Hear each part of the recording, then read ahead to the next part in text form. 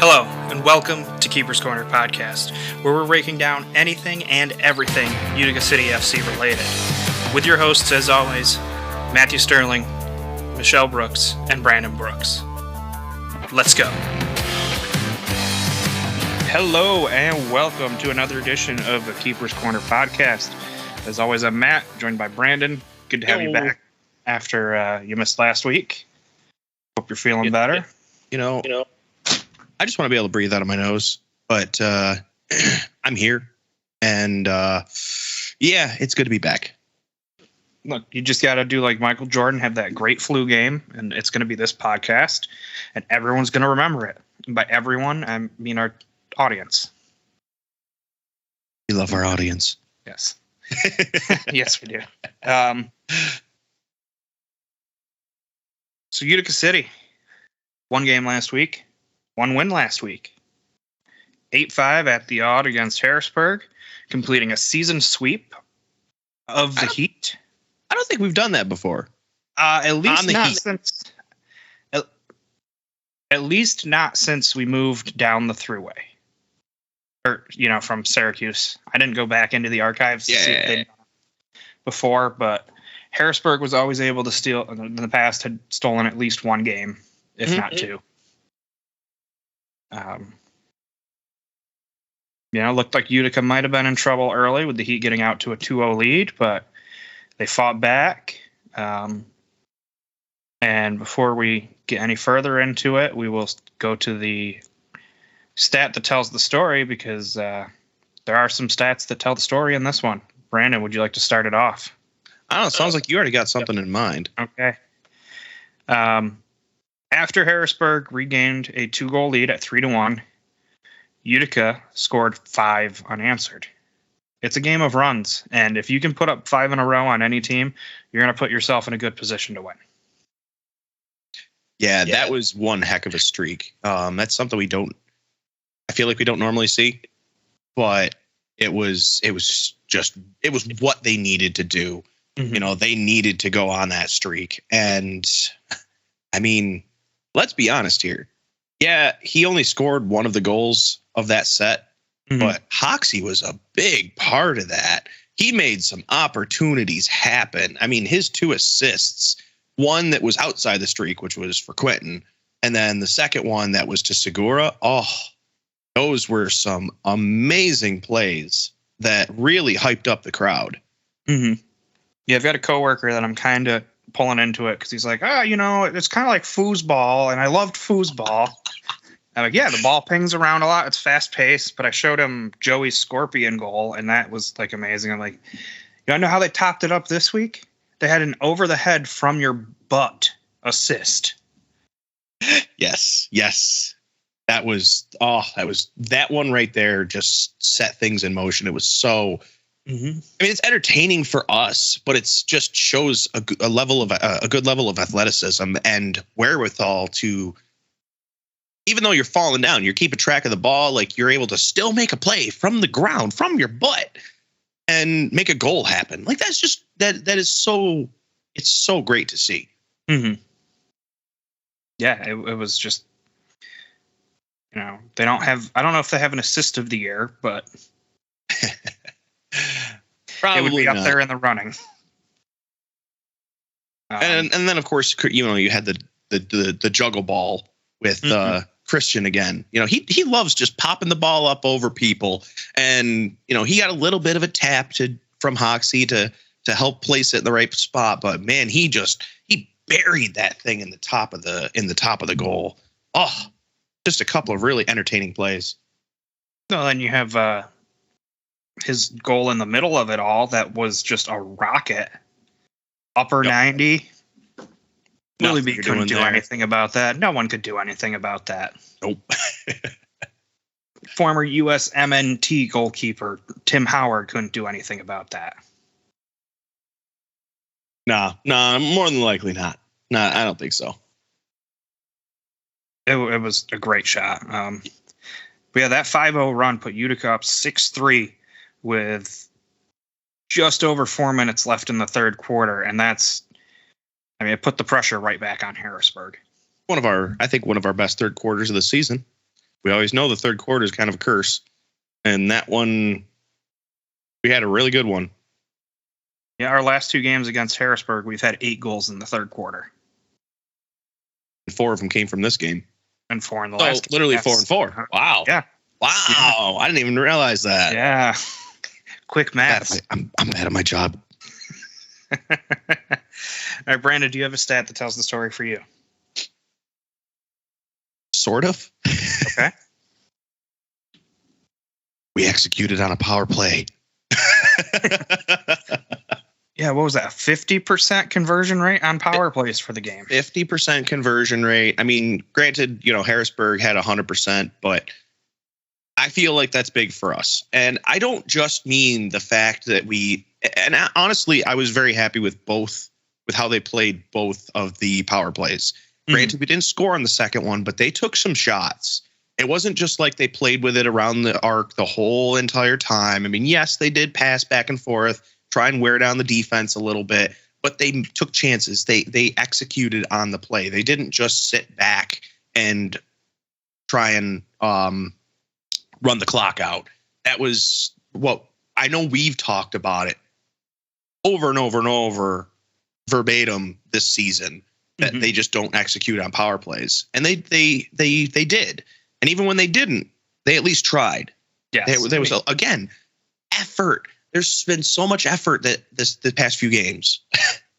Yeah, obviously you're not going to convert 100% of them. No one in the league does. Right. But if you can get back to the, closer to that 45% that you had 2 years ago, it's a huge step.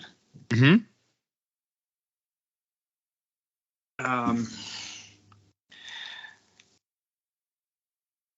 And I think we're going to have a little overlap here on the play that changed the game.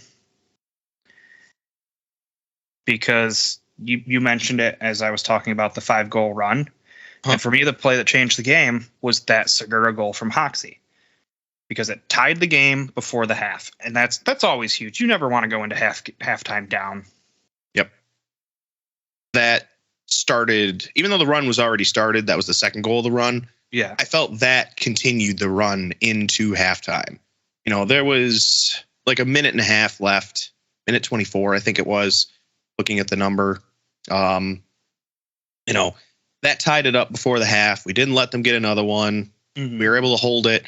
And then it just carried into the second half with 3 more goals in the third, 4 more goals, but 3 more in that run, 4 more in the quarter. So, I mean, that just pushed us right through. It literally reset the clock, if you will, by basically just zeroing out the score going into the half. And that was a big one for them. I actually had 2. Okay. Well, more so, that one was definitely one that changed the game. But one that kind of solidified the win, I literally was saying it when I was watching the game at home, was when Nate scored that final goal. I'm like, that's the last nail in the coffin. That's it. Done. As soon as he got that 3-goal lead, I'm like, with a minute and 20 left, like, there's no way there. There's no way. I mean, I've seen some miracles happen. Literally, Utica's made some miracles happen. We've scored like 3 goals in like a minute to tie it up or to. Oh, you're talking about that crazy one up in Mississauga. Yes. I remember that because it was on a important date in my life. January 11th. Won't say why the date's important. But yeah, I was. Is it when you lost your last hair? I'm shaved, not bald. I have taken control of my life. Yeah,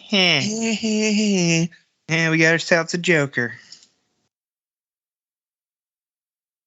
I have nothing else to say about that. Okay. Yeah, and they scored like twice in the final minute. They scored to tie it, and then like 20 seconds later, Mississauga scored to take the lead, and then like 10 to 15 seconds after that, we scored to tie, and we scored again. It was just a freaking crazy back and forth. Gotta go. It was amazing to watch, though. Absolutely amazing. Yeah. If they ever figure out the finances up there for the Metro Stars, I'd love to have them come back. Hell yeah. I would love to be able to play Mississauga again. We had some good games. I mean, as long as they don't come by on St. Paddy's Day. Yeah, let's never do that again. 19, 20, 18, 19. I want to find that stat. Hey, it was definitely 2018, 2019. Wasn't the first game we had, was it? No, it was January 11th-ish. Oh, yeah, that's right. You said January 11th. You know, this would probably go faster if I slimmed it down to just Utica games that year. I literally found it. Friday, January 11th. It was, 14-13 Mississauga. It was 3-4, or 3-3 at the midway point of the fourth. Then Mississauga at 14-13, so basically 47 seconds left. Yeah. They score, take the lead, 3-4. Then number 99 from Slavica Ubi Perapovic gets a goal with 6 attackers, tying it back up at 4-4 with an assist from Lucio. And then Joey Tavernisi, Peter Pan himself, knocks it home with 12 seconds on the clock. Yeah, that was an insane final minute. Yeah. From an old face, Steven DeRue. I was just watching him in Baltimore. Yeah, I was going to say, we might see him on Friday. Yeah. I mean, it sucks to see him on that team in particular, just because of the rivalry. But we didn't really see him playing in Florida. I don't think he ever signed this year. I feel like this is a late season depth signing for Baltimore. Yeah, fair enough. But either way, it's good to see him back on the field. Yeah. As long as he's not scoring and doing backflips against us. That would hurt. that would hurt.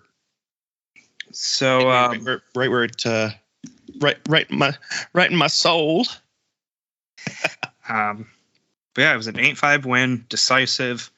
As far as the playoffs go, Utica's still on the outside looking in, but there's a path. There is. It requires some help from other teams like Dallas and Kansas City and San Diego.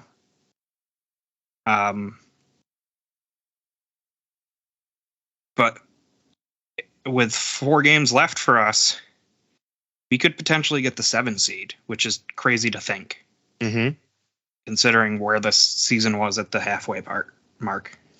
If Utica continues to play the way they are. Yes. We saw a little bit of lapse in the first half.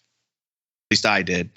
In the Harrisburg game, there was a little bit of lapse in some of the changes, some of the adjustments that have been made to how they're kind of playing.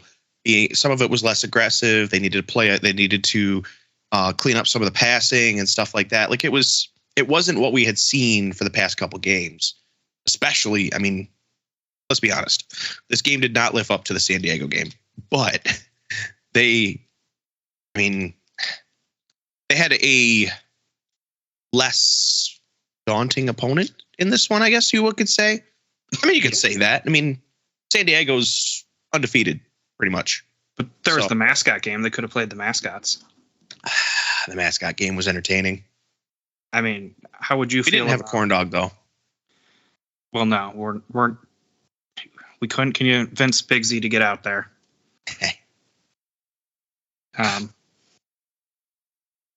And the other person I tried to convince pulled his hamstring in the relay races. So, yep. But if we can continue to play the way we're doing, I mean, we could be a contender for us. Just going through the 2 games we've got this weekend. I'm not going to go into in depth or anything like that, but looking at Friday in particular. So here's how I see it. We beat Baltimore, or we beat Harrisburg, sweep them, right? Right. Harrisburg's beat Baltimore twice. You're saying that we can't do the same thing to Baltimore. Baltimore has now beat Florida. You're saying we can't do the same thing? We play the same way we've been doing for the past few games. We are a threat. We are a serious threat to these top tier teams in our division and otherwise. Right.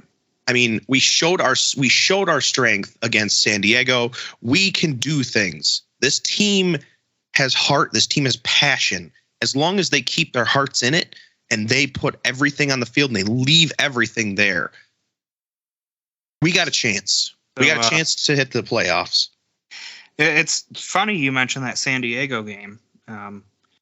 Did you get a chance to watch Under Review with head of officiating Ryan Sigich and our good friend Phil Levanko? If it's the episode, I think it is. Yes, I did watch it. The one from last week? Yes. So for those listening, and if you haven't, on YouTube, the MASL has a new show that I think has 3 episodes out at this point, where Phil sits down with Sigich and they discuss some plays from the previous week and if the officials made the right call. There were 2 controversial goal scoring calls. Yep. Yes, I remember that. Okay. Yep. It's going back now. One involved Ian Bennett and the Milwaukee Wave, where Sigich more or less said, we need goal line cameras and replay, which is something I've beat the drum on a little. So on that one, I've watched that one a bunch of times. Yeah.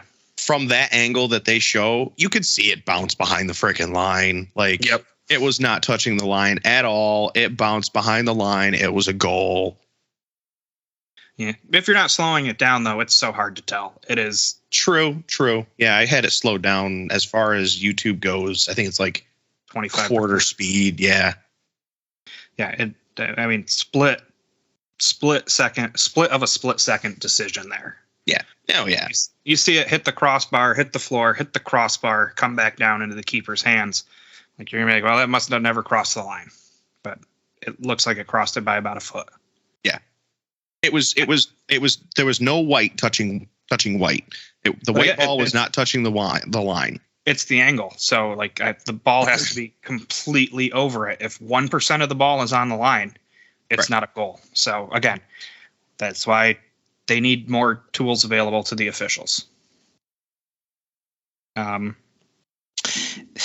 the other one was one that I talked about last week with the Fanatic, and that was the Cerda goal, which Sigich admitted probably should have been waved off because Cerda committed a foul.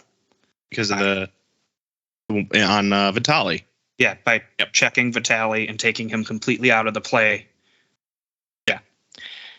And for the players, you're like, well, they have to be goldfish. They can't remember it. They got to forget it and just move on to the next game. But as fans, there were 3,200 people in the arena booing it and calling the officials out on that. And there's a little vindication. And there's a lot of, wow, we just got robbed of overtime and stealing a point or 2 from San Diego. Yeah. Yep. Yeah. That yes, vindication feels good, but that hurts. That hurts a lot. Yeah. Oh, and you just made me remember it all over again too. Because I had thought about that, and then I just pushed it from my mind, and now it's back, and now I'm sad. You're welcome. Jamie, I'm a good friend. This is what you get for calling me bald. I wish I had a soundboard right now. Bald, bald, bald, bald. My eyes! Hey, it's not bald, it's balding. It's thinning on top. That's what King Neptune said. It's my story, and I'm sticking to it. Honey, you have a horseshoe. You guys want to get me a crown so I can hide it then, and you don't have to look at it? No, you have a night. No, you need to wear the night helmet. That's what you need to freaking do. Yes, ignoring my male pattern baldness. I'm getting back on topic. Boy, it's really hard though because the light is just shining right there, whatever whatever you have. Focus. Look me in the eyes. Okay. Okay, now do it without making a stupid face that no one can see because this is an audio medium. All right, I'm done. Okay, you good? If that game goes to overtime, at worst, Utica is 4 points out of the playoffs. At best, we're tied with Milwaukee, giving them the advantage because they beat us in head-to-head. I was going to say, right now we'd be 1 point behind Milwaukee, I believe. If we lost, we would be a point behind them. If we won in overtime, we'd be tied with them. And given the momentum in that arena, I'm not going to rule out being tied with them if it had gone to overtime. There was some oh man, I still can't get over that arena. I still cannot get over the sound, the roar of that. Of course, there wouldn't even at this point, the odd would literally not have a roof anymore, and it would be an outdoor arena because the roof would have blown off the place after that game if we won it. Time to put a retractable roof on. Pretty much. That's what we need in Central New York. Yeah, because that's going to work out well. Yeah, so that happened. As fans, we can kind of mourn it and be a little grumpy about it, but the players, the team, they got to just keep moving on, focus on the next game. Yep. Some league news this week. Announced earlier today, all games moving forward will be on Twitch. Twitch.tv/MASL_soccer. So, Brandon, you stream on Twitch, right? Yes. You like it? Like it better than YouTube? I'm going to say what I've said before. Moderation. You need good mods. There are even automated ones. Yeah. MASL, if you're listening, Nightbot is a great mod and help you get rid of some of that stuff. Auto mod. Like, so, if you're going to have it on there, let me rant for a second. Okay. If you're going to have it on there, you need to modify it. You need to modify it. You need to moderate it. I've said this before. I'm saying it again. I know they brought it back for a little bit. It looks like they actually do have Nightbot. Yeah, because I'm looking at it right here. So I'm pretty sure I saw it during the chat on Tuesday nights or Monday night's game or whatever. But they also need to make sure that it's not just like the default settings, because I've used it. Like you could literally say, take out certain words. So blacklist certain words. And I think that should be potentially the case. To keep things civil. We know one word that won't be blacked out because it's a command. Corn dog. Yes. But moderation is always going to be key, no matter which platform you're on. I'm really hoping that, I'm curious how they do ads, because we know how the league goes. You know, they have kind of their own set ads. However, on Twitch, I know for a fact that they kind of control what ads come through. Mm-hmm. So if they have an ad break and whoever's running the broadcast literally hits the run ad, like a run a minute ad or whatnot, then it's going to play whatever Twitch wants to play from my understanding. So, and if you don't run ads, then anyone coming in who isn't like subscribed or whatnot, which I don't even know how they're doing that. But if you have people come in, they're going to get an ad right away before they even get to see the broadcast, which is very annoying for people and may turn some people away who could end up being longtime fans if they didn't have that problem in front of them. So there's some pros and cons to this. Yes. We'll start with like the pro you mentioned. Twitch is going to take control of ads most likely. Yeah. That's a huge pro. You know, when I'm rewatching the Utica games to take notes, I'm skipping all the commercials because I don't need to watch the arena feed with just silence. Bum bum bum bum bum bum. Delfino. I've heard that so many times. So many times. Why do you think I know the jingle at this point? Yeah. It was. I mean, obviously that's a pro. They'll also promote us. Like on Sunday when they tested it, the league was part of the homepage, which is what drew 283,000 different unique views to one of the games. I believe it was the St. Louis one. Yeah. If I'm remembering correctly.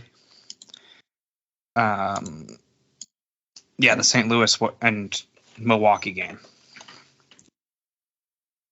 Now, obviously, we don't know how long any of those stayed to watch it. Mm-hmm. So there is one.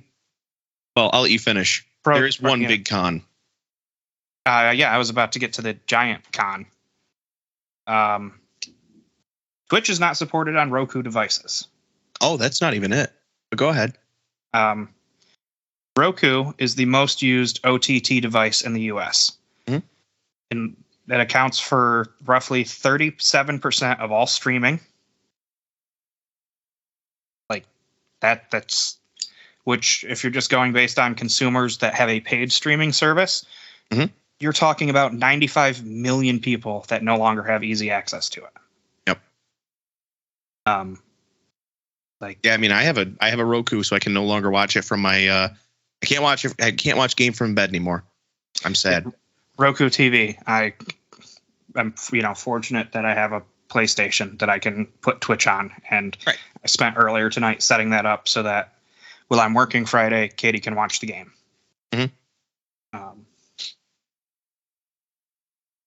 So it's like, yeah, we can throw it at more eyes on people that are watching on Twitch, but we also are taking it away from people. Now, you can watch it on your phone. You can watch it on your computer.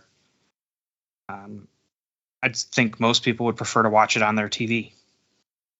I mean, that's my preferred method. And, one of the comments on social media regarding it was like, you can just buy a Chromecast or a Fire Stick. They're like $30. Yeah, I can. Do I want another device in my life? Are people going to want to make that investment to watch MASL? Just for the MASL, just for Twitch? Yeah. I don't know. It seems like a big gamble, especially when you announce it day of the game, a couple hours before, and are leaving people scrambling to figure it out. I mean, watching, yeah, I mean, they could draw people into, sure, making the investment, people can be drawn into Twitch and they can watch the sporting events. And then all of a sudden, though, they are starting to discover other things like, video game, for people who actually care about that kind of thing. I mean, you've got esports stuff on there. You've got a lot of stuff like, variety streamers like twitch.tv/high5pars. Shameless plug. You gave me the opportunity earlier and I never took it. And I was, a shameless plug for myself. Yeah, I was surprised you didn't. I have more class than that, except then I didn't. No, I have another glaring problem if they fully commit to Twitch. Yeah. And don't have YouTube anymore. Okay. Past broadcasts. Are only retained for 60 days. Oh, that's... So, there's ways around it. I do this for myself. You can make highlights of the entire game, and it retains that, I think, indefinitely. I'm pretty sure it's indefinitely, but don't quote me on that. But basically, you're still going to have to, you can, of course, download and then export and upload back to, say, YouTube for archiving purposes. Right. But if you're going to fully commit to Twitch, they only retain them for 60 days. Because MASL Soccer is a partnered Twitch stream, they get that privilege. For anyone like myself, they only retain it for us for 30 days. So there's even less of a window. Right. So if they end up having multiple channels, which I thought I saw more than one. They do. They have 4. So, I mean, if So, I mean, say for some reason one of those doesn't end up having partner. I'm actually looking right now. So it looks like 3 out of their 4 channels are partnered, which means that they have the 60-day retention. Okay. That last channel, if they have a game on MASL 4, it's only 30 days. So again, that could be a problem. Right, and they have to have these different channels because they have different games going on at the same time, which they could all stream from one account on YouTube that they can't on Twitch. Yes. So that is one big thing that they will need to figure out is having games for archival purposes. Because, right. I mean, look at us. We literally haven't. I mean, I go back and I look up games all the time.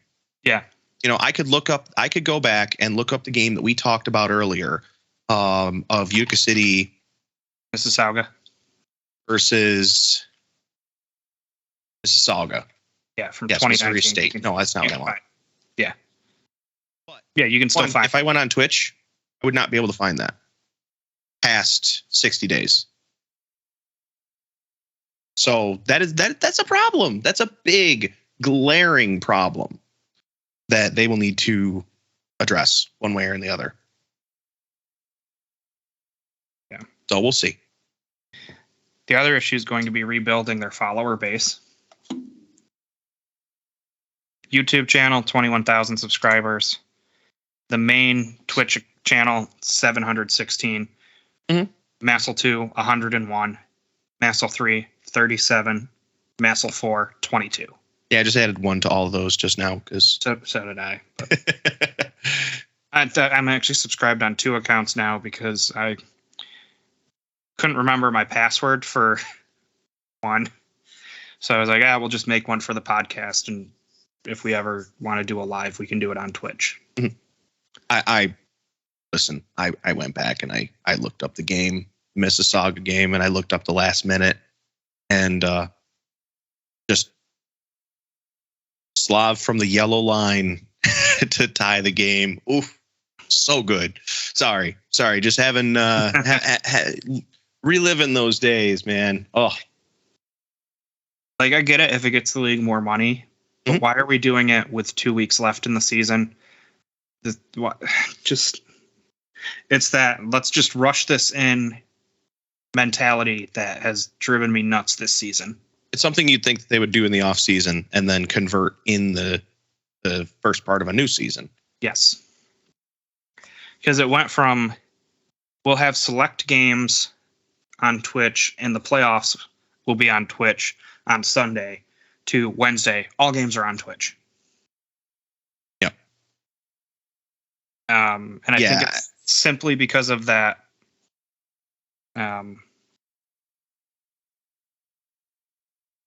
That 283,000 number that they see. I mean, if what they should do, in all honesty, is in the transitionary period, do both. You mean a simulcast? Yeah, but that's like it requires any basic software for streaming. Something that every one of these teams already has. I was gonna say it's not the easiest thing in the world, but well, if you have a powerful enough computer, it's not that. Yeah, and that's what I was thinking too. Is do these places have the rendering capabilities to do that stuff? You know, do they have the internet? Do they have the bandwidth to be able to do that stuff? I mean, businesses don't prioritize like upload speed, mm-hmm. things like that. So, I mean, that's why do you think we're down at 720? Because the bit rate for that is much less than 1080. Yeah. If you're broadcasting at 1080p, the bit rate you need is usually right around like I use 5500 bit rate. So 55.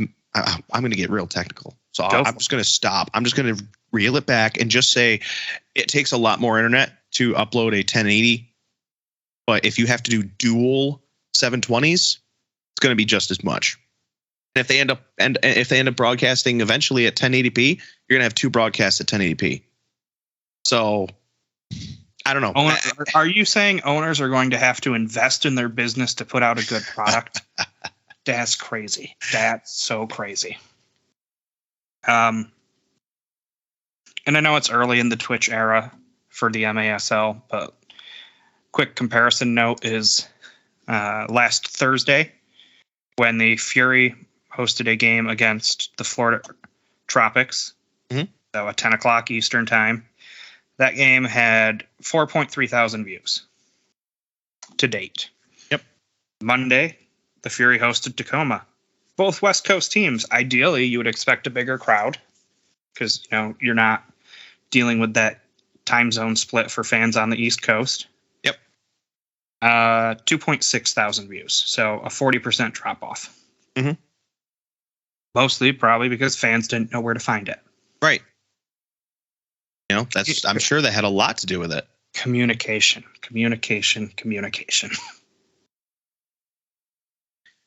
And not making snap decisions. Right. And that's exactly what that appears to be, is just a snap decision that probably shouldn't have been made. Because there's so much logistics to it that I don't think they fully understand. Which is a great segue into the next thing I want to talk about, because it's a snap decision, and it also was revealed Monday night. That's the new ball. Oh.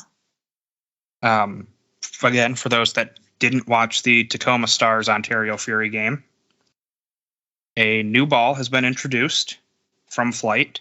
It will be used in all games for the rest of the season. They took the layer that was meant to dampen the bounciness out of it. It's lighter, it's bouncier. There's,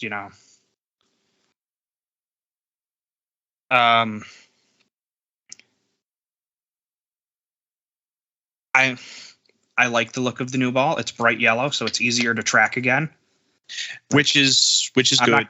I'm not going to turn into a game in KC and have the ball disappear every time it goes over the logo in the middle of the field. Or, hopefully that means that the cameras can follow them a little better. Maybe, yeah.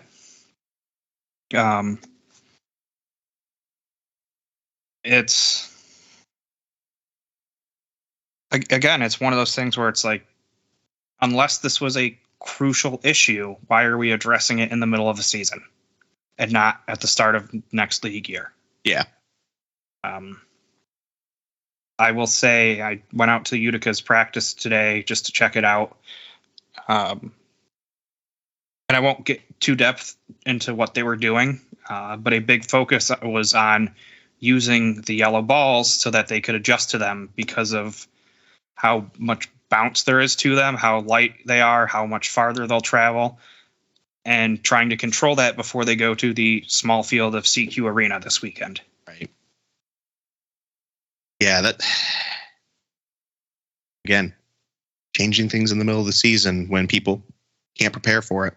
Mm-hmm. Now, if it's, I could see a sloppy game this weekend. We could very well see a lot of sloppy games this weekend from teams. Absolutely. And as far as the ball goes, like, we've heard it from many people around the league that the white one that looks with the Dixie Cup pattern they've been using, it's dense, it's heavy, it may be contributing to injuries. And I don't know, if the league signed off on it, that's more an indictment of the league on that end. At least they're acknowledging that they made a mistake with it, but yeah, you're 80% through the season at this point. Mm-hmm. This isn't the time to be changing that kind of thing. It's really not. Again, that's a off-season change. Again, if it's player safety, I understand why it's being made mid-season. But there wasn't a previous flight ball that you could say we're going to switch to that wasn't as heavy and dense and, might be a little bit easier to track for keepers. Right. So they're not taking it off the schnoz. Yeah, who got smacked this past weekend? It was the Baltimore game. I didn't watch that one. Yeah, their keeper got smacked in the face with the ball. their backup, of course, because Vanzella was not playing. Vanzella was not playing in Florida or against Florida. That might just be strategic resting at this point of the season. My thought too. I mean, they've secured their playoff spot. Why risk your top goalkeeper? Yeah. I don't know why I'm blanking on this name. I have to look it up. Mike Zierhofer. Yes, thank you. I was literally just getting to the page. I was waiting for you to say it, but I knew who it was. I could picture I could picture them in my head. Yeah. I knew what they looked like. I knew they had. It was a different last name, but I just couldn't remember it. And yeah, Zierhofer. Thank you. Jeez. The ball. Getting old sucks. Like I said, I like the change if it makes the game better. If it addresses injury concerns. I'd like to know why it wasn't made sooner. Any change that betters the game is good. Now, again, anything that makes it better is good. That said, unless it's a pressing issue like player safety, there's no reason to make it in the middle of a season. Right. Yes. You already have guys accustomed to playing a certain way. Why are we... I don't know. Sometimes I'm very confused by what this league is doing. Mm-hmm. Agreed. Kind of like what they say about the weather in Central New York. If you don't like it, wait 5 minutes. It seems to be like, if you don't like something about the league, wait 5 minutes. Weather changes very quickly around here. Yeah. I don't know. Those are the league news that I think needed to be relayed. 2 games this weekend. We have a Friday night match with Harrisburg. Why do I keep? Oh, it's because it's on the Harrisburg Heat score page. And I just read the team name as I was scrolling up. I was gonna say we get to play Harrisburg again. Friday night match with the Baltimore Blast, 7:35 CQ Arena. Besides the interesting effect that the ball could have on it, you got keys to this game, Brandon. Well, I mean, not only the new ball, but again, as I mentioned already, most likely Zierhofer in goal. No reason to play Vanzella against us. We know when you're playing the Sockers the next day. Yeah, so we know, and I don't even know if. I mean, if that's the case, do we even see Zierhofer?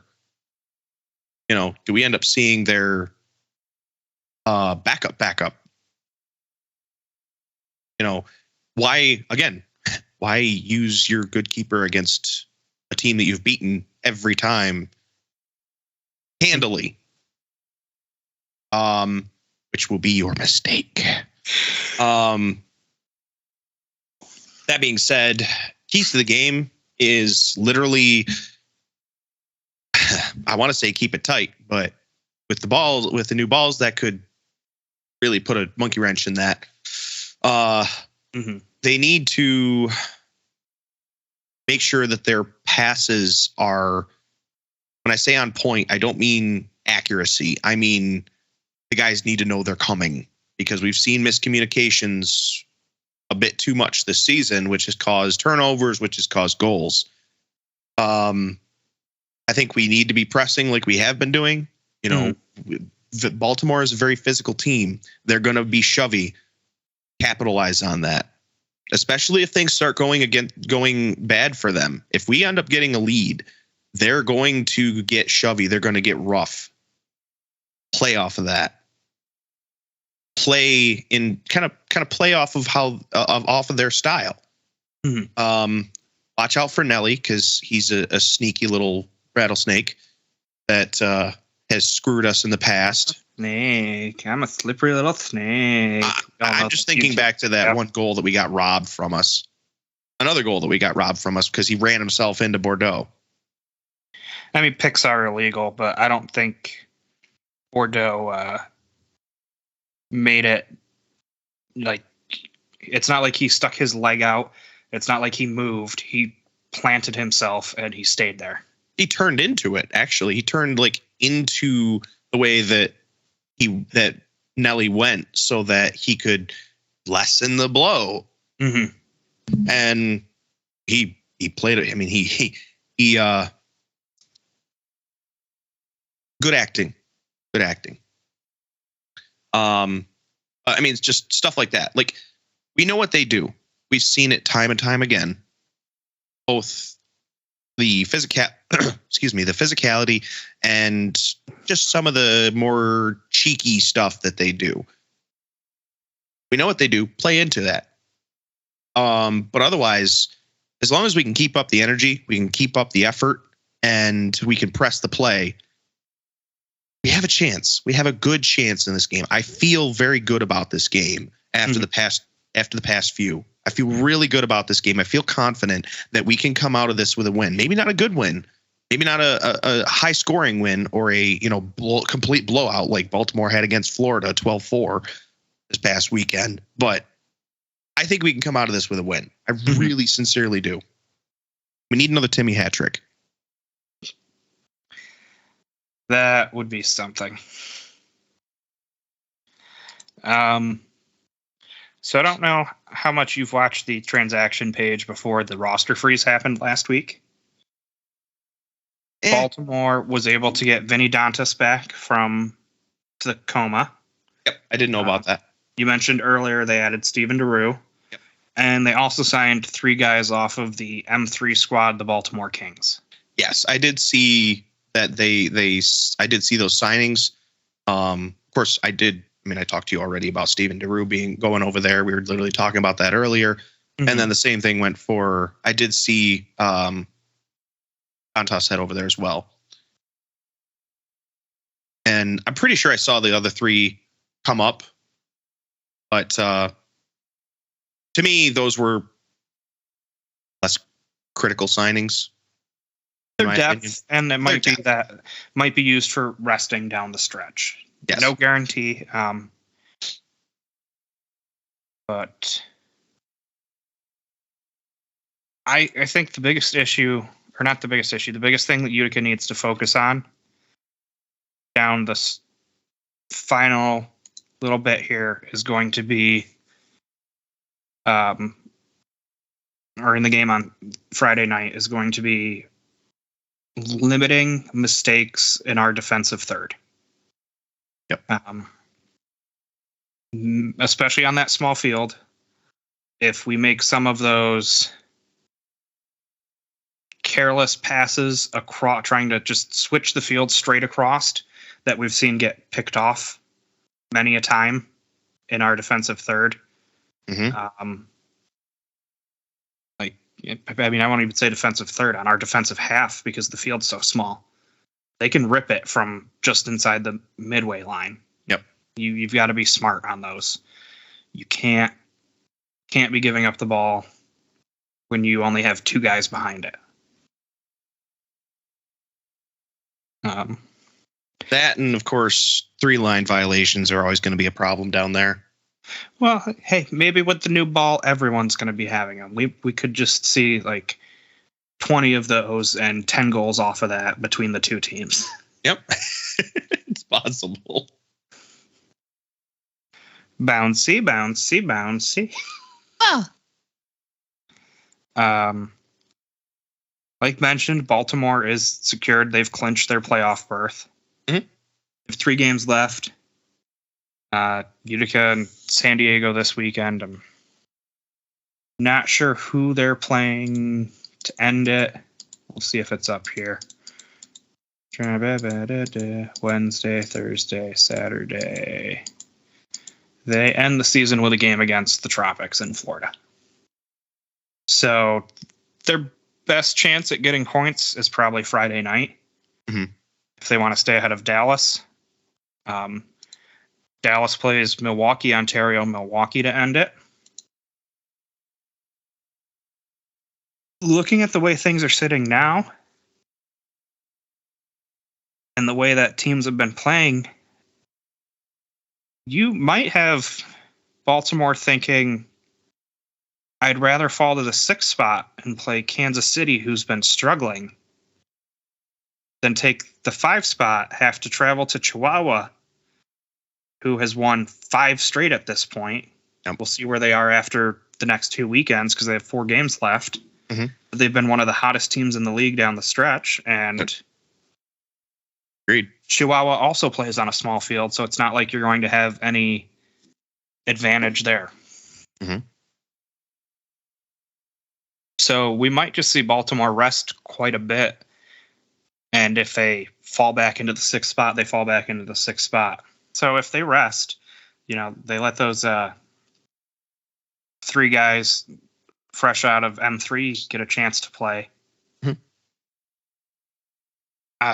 I mean, I like the tenacity that Utica's had. I do. But if other teams want to help us sneak into the playoffs, I'm not going to complain. That's the thing. So if you think about it, the next 2 teams we play have already clinched their spots. Yes. They're in. Florida, Baltimore. So they're not fighting anymore for that spot. Like, again, it would take help, but Florida could potentially catch San Diego. Why? But, yeah. What's the point? What do they gain from it? Home field advantage in the Ron Newman Cup finals if they All make right. it there instead of losing in the first round this year. That's fair enough. But, I'm not saying they're not going to try. Like, they're still going to try. They're still going to play a hell of a game. But they are going to, again, they're going to rest their best players.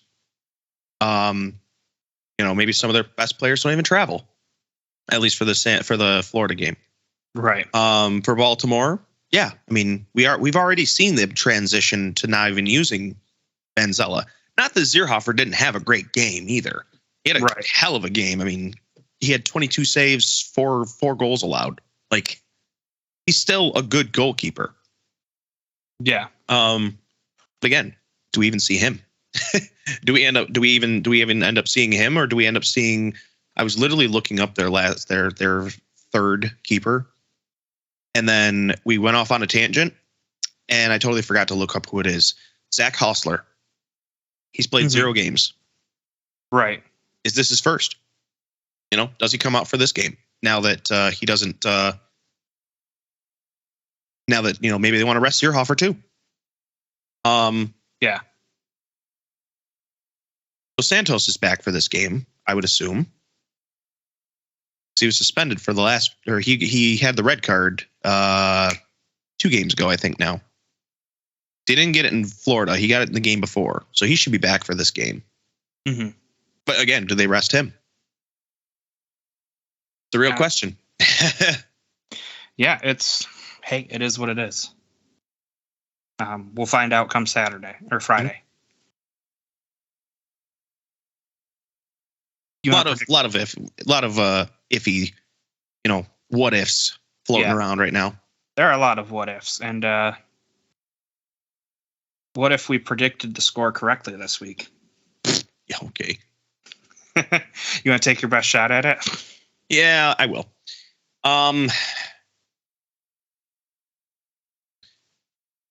So, again, if we play like we have been, now that we've also got Hoxie, and if Hoxie is still in the mix, which they may try and lock him down again, we may want to play off of that, just like I mentioned earlier. Mm-hmm. We've got Segura back in the mix, and we've got all this. We've got our veteran talent that's showing a lot of heart. We've got our rookie talent that's showing a lot of heart and a lot of drive, a lot of power. They stay hungry. They devour. Never mind. You're going right over that bald head of yours. I got it. You were rhyming. You're a poet and you didn't even know you were one. Oh, God, if you think it was just a rhyme.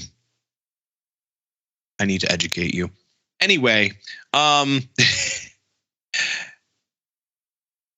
think we come away with this with a win. Again, that's also, if they're resting a lot of people, because again, they maybe don't care as much. Mm-hmm. We come away with this with a win. I think Utica comes out of this with a win, as long as everything that I just said, especially the effort. The effort's the big thing. They have to show effort. Score-wise, 6-4.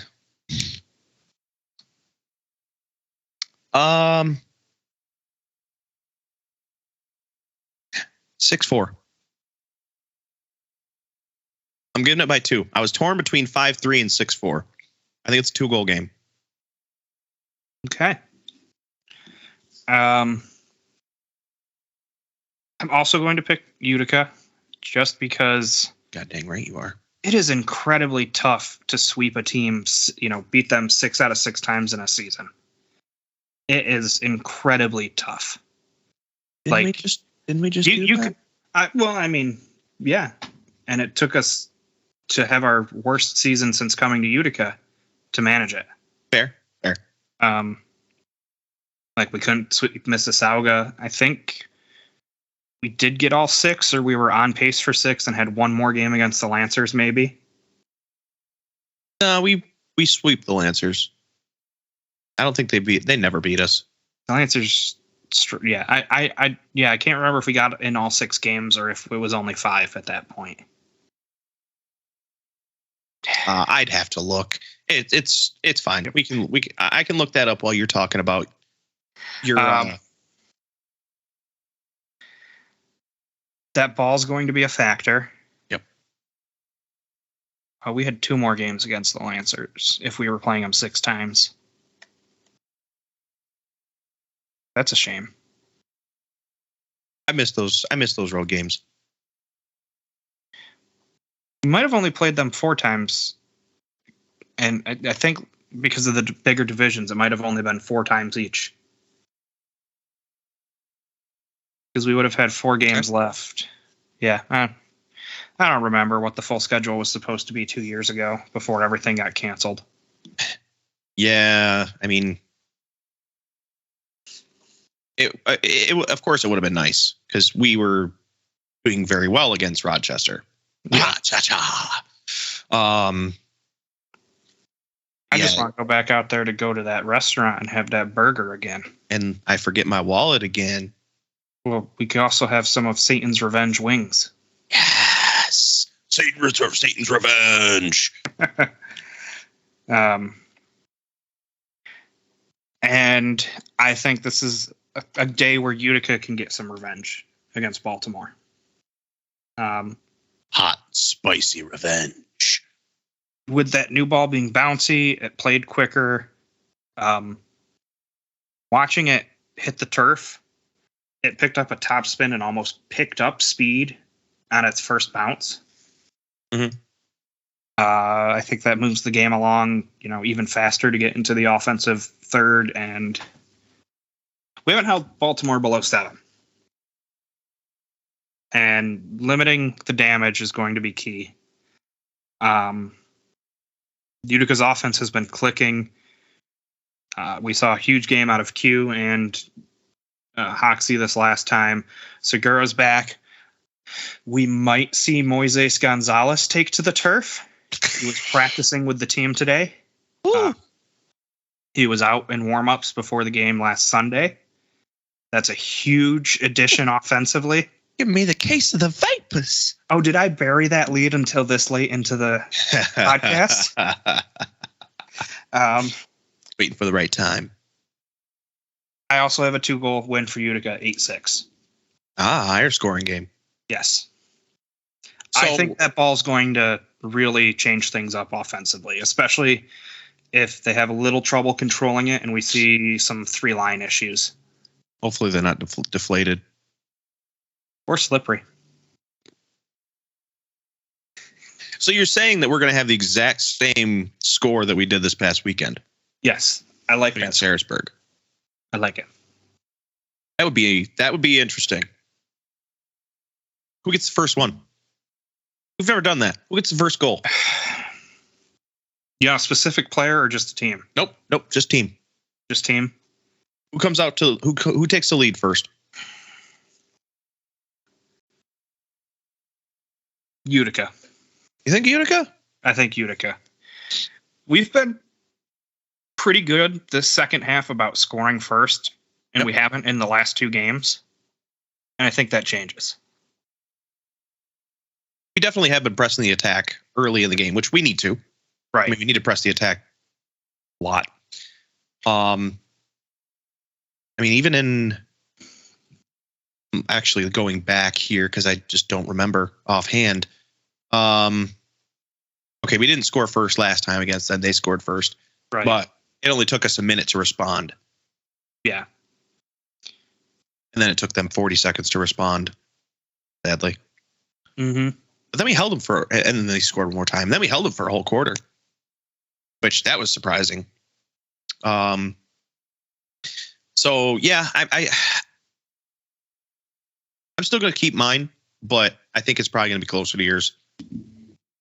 I could see it being a higher scoring, more offensive affair. Yeah, there's a lot of factors that play into that. Like I said, the new ball. Who knows who's getting rested, who's playing. I would expect to see Dantas out there if he's been with the team training for a week, just to get him back into the flow of things, especially before they play San Diego on Saturday. I don't know. Every game against Baltimore is an entertaining affair. Whether it's a happy ending for Utica or not is a different story, but it's always entertaining. And it might be dumb because we've never been closer than 4 goals this season. So, but like, if you gave me the 2.5 goal spread, I'm taking Utica. Yeah. Even if it's a loss, I expect it to be a lot closer. Mm-hmm. As long as if we're down, we limit 6 attacker goals. Against the 6th attacker. Speaking of Baltimore, did you see that Zierhofer got Defensive Player of the Week? I did see that. I just saw that got posted online. I just saw it on Facebook, but let's jam the ball down his throat. Yeah. And remind me of this next week, and we'll circle back around to it. Mm-hmm. I forgot about the Massel Pro Player Combine, which we've covered enough stuff this week. We can talk about it next week. Mm-hmm. So there's a little teaser for you listening. We will cover that in Mesquite. We'll cover the teams that have been announced coming back as well next week. And that is, unless more crazy news drops from the league, who knows? Okay, no more crazy news with only like 4 or 5 weeks left in the regular season. And we'll turn to Sunday, Adirondack Bank Center, 2 p.m. Utica gets one last shot at Florida. This one could be good. If we can, which I guess, let me ask you this. Are you going to be at that game? Or are you going to sadly miss it for work? I'm sadly missing it for work. The next game I make is the last one of the year. That's right. Which is, we have to pick up the slack for you. Got it. I'm there in spirit, and I will also be there in banner. Okay. I think the war paint comes out for this one then. Okay. So the reason I ask is because, Section 212, we make a lot of noise, and I want to make some more noise. I want to bring back, I was not at this past game because I was sick, because I was being responsible and staying home. So that I didn't get other people sick. It's okay. I was confident in the boys. I was confident in the guys. I knew they were going to win. We were going against Harrisburg. So we bring back that energy, and the guys assist in giving us a reason to cheer. Mm-hmm. That place is going to go nuts. And we're going to feed into them trying to get this win on Florida, because we are hungry for it. We know they can do it. We want to see it. So I want to see that. I want to see the roof come off that joint, and I want to see what we didn't see end up happening from the San Diego game. I want to win. I think they can do it. Again, maybe Florida's resting some of their guys. Maybe we don't even see Diegues. Who knows? Yeah. Didn't even think about that. Yeah. Ricardo Diegues returns to Yep. Adirondack Bank Center wearing the opposing colors. I wouldn't mind seeing him. Like, I would love to say hello. But, like, who knows? Maybe he's resting. Maybe they rest Carvalho. I don't know. Probably not, because I think they still played them against Baltimore. In fact, I know they did. So who knows? Who knows what's going to happen?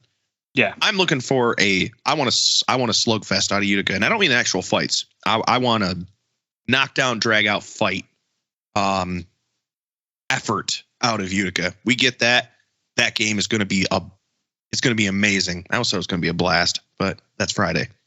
Yeah, I'm really looking forward to that one. I know I'm going to be there, and I want to see that place rocking. So I'm also calling that one for Utica. Again, level of effort. Nothing crazy happens on Friday. I'm calling that one Utica.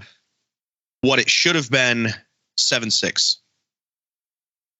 It should have been from San Diego. That's what I'm going with. I'm not going to call OT or otherwise. I'm just going to say 7-6. Okay. Here's, I think, the biggest thing that's happened since we've seen Florida last, and that is they lost Hugo Silva to visa issues. And that has been a gigantic loss for them in the back. You look at the Baltimore game. 12-4. Yeah. They had two different keepers play in that game, and if I'm reading the time right, they basically ran the sixth attacker the entire third quarter or fourth quarter. Yes, they did. I watched that game actually, and pretty much third and fourth quarter was all sixth attacker. They almost never had a goalkeeper in. Oh yeah, they're already down 8-3 going into the fourth, and then. Well, I mean, they were down 6-1 at the end of the half, so they literally started. They literally started the half sixth attacker, or no, they didn't. So Silva in his 9 games had an .801 save percentage and a .345 goal allowed. We've seen Jorge Navarrete. He played against Utica in one of the games down in Florida, because Hugo was out for a retroactive red card. Yep. Against Frank Tayu at the time. I don't know if he's played recently. He didn't play that game, but he has a 6.4 goal allow against and a .717 save percentage. The other two that did play in that blowout suffered at the hands of Baltimore. Brett Petrocek, 6.22 goal allow against and a .667 save percentage. And Rainer Hawes, 5.82 goal allow against and a .690 save percentage. Tell you what, that game didn't help either one of their averages. No, so it's a 10% drop off in save rate with any of these guys. 15% almost with Petrocek. And then with goal allow against, you're talking 2.5 to 3 more goals every game. Utica, obviously, 0-3. There was that home opener to kick off the season where the Florida team earned the nickname the Flopics. Yeah. One that I feel like I still hold to the fact that I feel like that made Utica self-conscious. Physicality and yeah. Second time was right after everyone on the team had COVID. Yep. And you could tell, and they lost 10-3. And then a week later, they went back down and played Florida again and lost. They didn't go back down. They stayed there for that week, training in the sunshine, and lost 6-2. It's a must-win game. Every game is must-win at this point for Utica. Yep. I don't know. It's, defensively, you can say Florida obviously got worse, but they also got better adding Diegues. And Wanalava. And Wanalava. I mean, No. he's been Junior. sorry, Junior Alencar. Yes. Yeah, sorry, not Wanalava. Got it mixed up. I was gonna say Juan's been actually stepping it up too for us. Yes. Oh, sorry. I apologies. I meant Junior Alencar. I can't pick against Utica at this point because I need them to win. We need them to win. Not just me, you, we. Like, we as the Utica faithful. Yes, the we. I know. All of us we. I'm sorry, did you say we? We.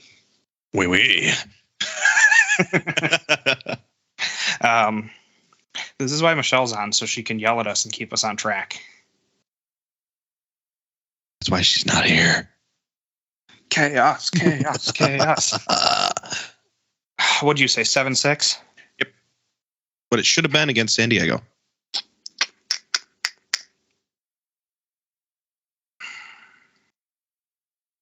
I'm going to go 6-5 Utica. Just a little bit lower than me. Our defense has gotten better, even if we won't have Toby back yet.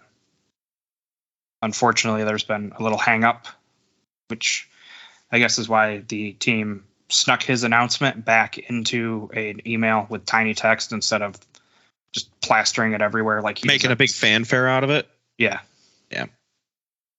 But again, Moy's back. Hopefully. I'm going to say we don't know that 100%. I didn't see him favoring his knee at all. So that's huge. It makes me nervous a little bit though too. Yeah, it is because of the roster changes. Again, we go back to, I know he's been probably practicing with them for a bit, but that just goes back to what we've already observed is the roster changing like every other week.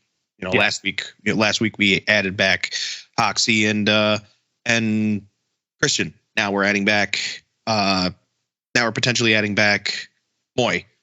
Look, if there's ever a time to get healthy and add guys in, it's the end of the season. Oh, no question. I'm not arguing that fact one bit. Just makes me, it we'll see what the lines shake out to be. We'll see what the lines shake out to be, and yeah. I like 6-5 Utica. I do. I'm good with it. I got no issues with that. Mm-hmm. Especially if the odd can turn into a place like it was, like you said, against San Diego. Just because the environment, the team fed off the crowd fed off the team. And together, anything's possible. Absolutely. Yeah, I think that's maybe not necessarily going to be key, but it's going to be a factor. It's going to be a big factor if we can get that place rocking like we did against San Diego. It's going to make a difference. Mm-hmm. And I want to see it. I want that back. I didn't have a voice for a good hour after that game. Yeah, I don't know if you could tell, my voice was still scratchy on the episode last week. I was doing all right once I left, once I left 72 after the game, but during that game and like I said, like an hour after, I could barely speak. But it was I was on my way to work on Monday trying to sing along with music playing in my car, and I'm like, oh, that note doesn't exist for me anymore. That's Utica's weekend. Must win at this point. Like, you can't stress that enough. Other games to keep an eye on. Thursday night, the Wave play the Sidekicks. Utica, you guys are we're gonna be Dallas fans. We're 10 points behind Dallas. So pretty hard to catch them unless they lose out and we win out. And we're a lot closer to Milwaukee. We're only 2 points behind them. So if they lose tomorrow and we win Friday, we'd leapfrog them for 9th place. I want to see how Florida does against Harrisburg on Friday. Florida and Harrisburg on Friday, game to watch. Yep. Same time as Utica. Just have that phone screen up. Come on, just have the phone screen on Twitch, watching one game, and have the TV watching another game. Saturday game to watch. For fun, if you want, Soccer's and Blast. But for playoff race, it's the Ambush and Comets. Mm-hmm. Comets and Ambush end the season by playing each other 3 times. Kansas City does have another game in there as well, which is against the Wave on Sunday and a game to watch. Yep.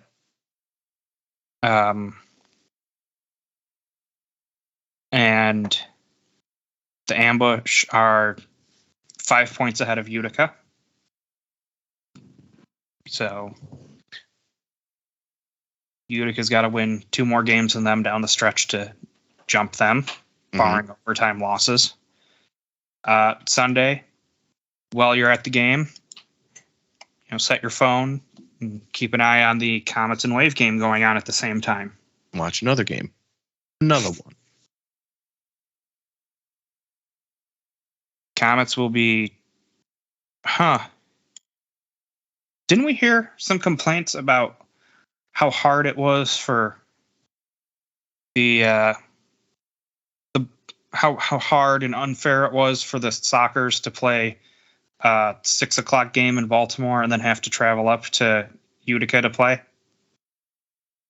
Weird, because maybe like besides other teams that have done it, we have it happening this weekend when the Comets play at 7 o'clock against the Ambush, and then they have to turn around and drive all the way to Milwaukee or fly, however. Like if they flew into Chicago and then took vans up, and be there for a 2 o'clock game the next day. Interesting how, they're not the only ones that deal with that. Yeah, weird, right? Yeah. Just throwing it out there. Yeah, just a little jab. Mm-hmm. Well, those are the games you got to watch for the playoff race this weekend. Luckily, nothing playoff race related takes place until the following weekend, and we'll talk about that in next week's episode, depending on where things stand. Since we'll have to close out the season next week. I don't want to. Can't make me. Yep. 10 days. I'm just gonna show up to the odd on Sundays and stand outside. Okay, have fun. You can be crazy guy on the corner with a sign. Instead of like the world is ending, like Utica City still number 1. I'll do it. I'd do it. I swear. Brandon, you got anything else you want to add tonight? No. Beat the Blarst. Beat the Blarst. Beat the Florida Tropics. Beat everyone. Like I would love to see I'd love to see a playoff run. I don't know how far we'll get. I don't even care if we get if I don't even care if we make it to the first round and lose. Just making it to the playoffs at this point would be a feat for this team. And again, it would just make a statement that, hey, we're still here. We can still do stuff. We can still beat these teams. Yeah. And of course, there'll be excuses that, they're not at their best because they're resting their best players. You might be right, but still beat them. And that's I just want that. I want it. Every game counts. Every game counts. Exactly. Because if you're going to pull we arrested players, we're going to be like, well, we had everybody injured or coming off of COVID or unable We to have travel. excuses, too. Yeah, we can come up with reasons. Raisins. For everyone listening, thank you as always. We'll be back next week, hopefully with happy thoughts for a big push for the final weekend at home. As always, I'm Matt. I'm Brandon. Bye-bye.